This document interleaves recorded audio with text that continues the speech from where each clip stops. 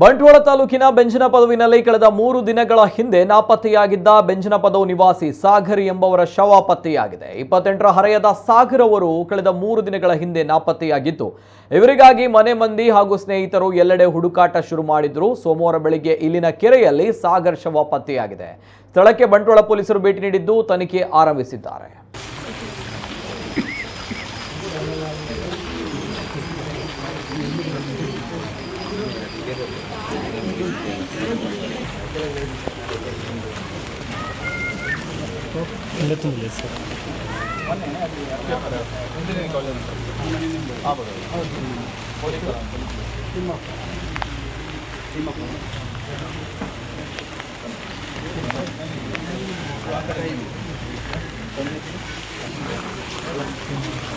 inspector ಬರ್ತಾರೆ